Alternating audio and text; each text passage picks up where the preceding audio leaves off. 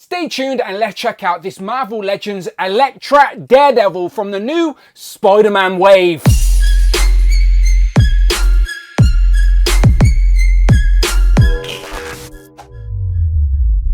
Pow, and welcome back to the channel, Dan Who Reviews. As always, my name is Dan W. Make sure you are following me on Instagram at It's Dan Who. And remember now you can hit that join button and become a channel member as well. Either show some love or join the members club. Much appreciated. Today we are taking a look at the Marvel Legends Spider-Man wave, and starting off with quite possibly the most anticipated in this wave. It is of course Elektra as Daredevil. Now, before anyone jumps to the comments and asks, I brought mine from In Demand Toys here in the UK. They brought in some import stock to sell in person at MCM Comic Con in London. So of course, I picked up the whole wave to review on the channel. And like most people, I've been lukewarm about this wave from the start. At first, I was happy to see the return of retro style card back packaging, but then most of this wave has new character designs I'm not familiar with, and they're also on this new cardback style, which isn't a tribute to any Toy Biz line that I'm nostalgic to,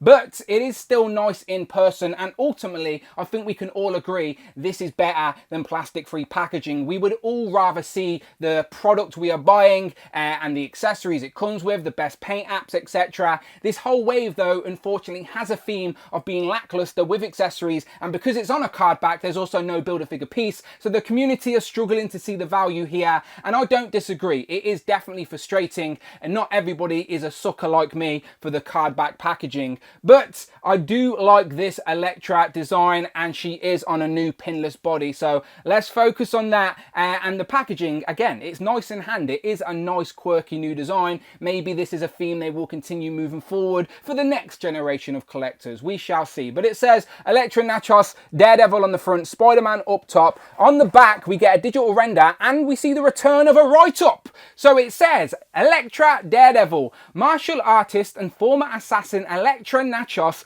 dedicates herself to fighting crime under the mantle of Daredevil when Matt Murdock is sent to prison. So to be completely honest, I've not read this arc of Daredevil that Elektra is in, but the character design undoubtedly looks great in figure form. Let's get it open. And here we have Elektra out of the packaging with all of her accessories, I say sarcastically, as she only comes with these two sides that I've already mentioned. I'll move them to the side and bring out the tape measure so you can see that Elektra to the top of her head stands at about 6¼ inches tall, but her hair and ponytail take her past the 6½ inch mark. Now the figure itself is brand new in regards to completely pinless, double jointed pinless elbows, double jointed pinless knees, and I haven't read this comic run, but I'm very familiar with Elektra and Daredevil, and this ultimately looks like a great crossover in figure form and makes me want to read the source material. And at the end of the day, these figures are meant to be a representation in plastic of these characters and designs that we love, and I think this one hits the mark. Let's take a closer look. So she's wearing the traditional Daredevil helmet with the horns and the whited out eyes. She now has this scarf that goes up to her nose, and it looks like that sort of holds the head in position,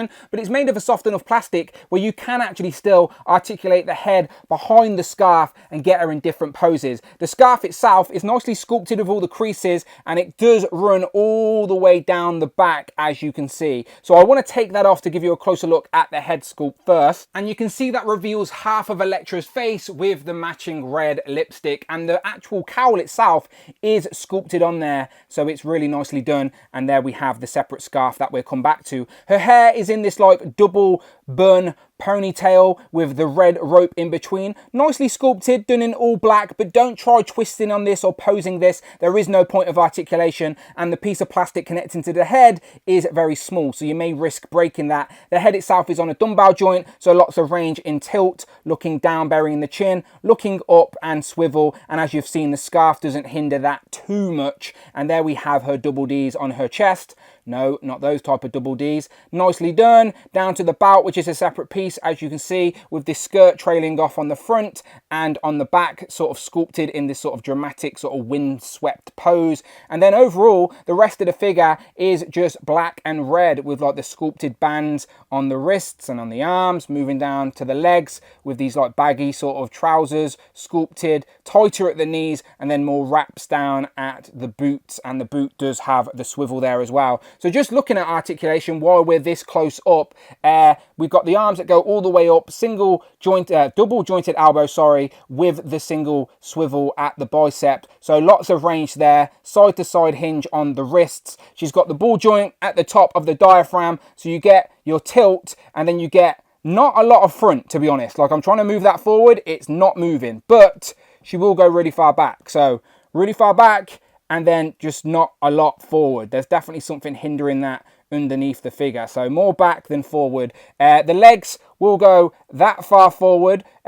Double jointed pinless knees that go all the way back. Look at that, no problem at all. She can kick her own ass. Swivel at the top of the thigh, and they will go out about that far. And as I said, that far. Boot swivel, ankle pivot rocker. So yeah, decent range for a double jointed pinless figure. You're going to be able to get her in some good poses, undoubtedly. She comes with a set of gripping hands to hold her to size, like so. And Elektra always comes with like this unique hand that she uses to hold her sai. The other hand is just a regular grip, and she, to be fair, she holds them pretty tight, unlike some of the previous Elektras. So as I said, we're going to be able to get this one into some fun poses, but some interchangeable hands really would have helped with that. Some interchangeable fisted hands, flat palm hands, just to add a bit of variety to our display and posing. So let's get her scarf back on and see what she can do. I think she looks really good, to be fair. I do think she would have benefited from a crunch down at the waist, sort of like the Lightning Collection do, and some of the recent Spider-Man figures have got, as she does have a lack of crunch going forward, but you can still get her posed low to the ground, get her balanced up, and because she's pinless, it's just aesthetically very pleasing. And because the scarves are posed sweeping in the wind in one direction, she really looks like she's got a bit of life on the shelf. Maybe she'll benefit from being on a flight stand as well, getting her posed up that way, but ultimately she looks really good. And now we know what would happen if you cross Daredevil with Elektra. Looking at comparisons, we have the most recent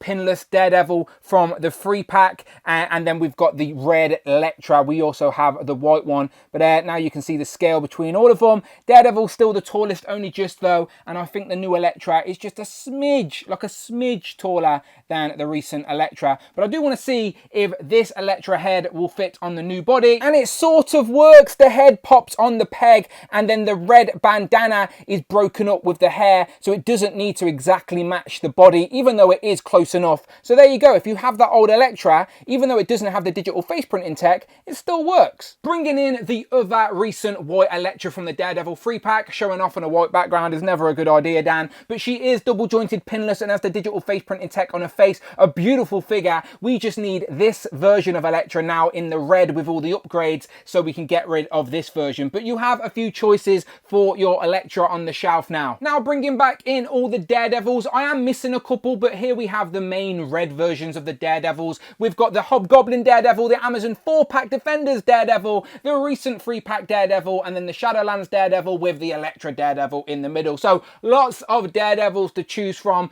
but the 3-pack version and the Elektra version are definitely the two best versions you want in your collection. Here we have some red hand ninjas, which look really good compared to any version of Elektra, including this one. I don't have any of the Marvel Legend black hand ninjas, but I do have some of these fuchsia articulated icons who I always appreciated the scale for ninjas with our Marvel Legends. They fit right in, and as you can see, they look great compared to Elektra. Here we have Bullseye and Typhoid Mary, and just look how bad the jelly leg situation gets on old Marvel Legend females. They just don't hold the test of time. They get very warped, and you can see she is struggling to stand. That's why our female Marvel Legends deserve some love, and we always need the new updated pinless versions. Here we have the Renew Your Vows Spider-Man and Captain America, and he has that crunch down at the waist that I think would have really benefited this Elektra. Here we have some of the Who crew with Frogman, Tigra and White Rabbit. And then last but never least, here we have Captain Britain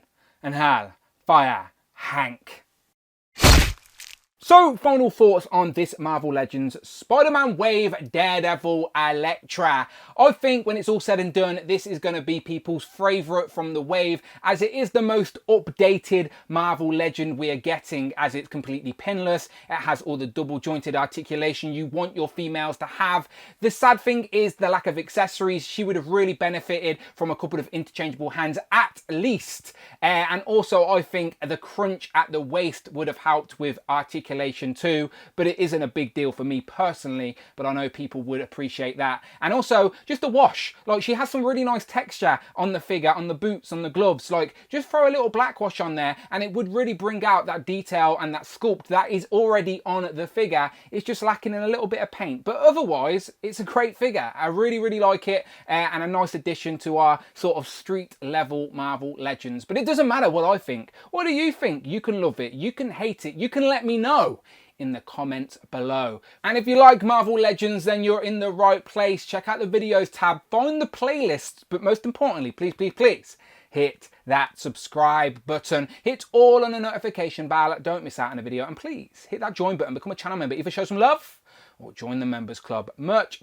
appreciated. You can follow me on Instagram at It's Dan Who, and I'm on Twitter as well. You can tweet me, don't be shy, at Dan Who Reviews. And until then, people, my name is Dan W. Let me know in the comments below who I should review next in this wave, and I will see you on the next one.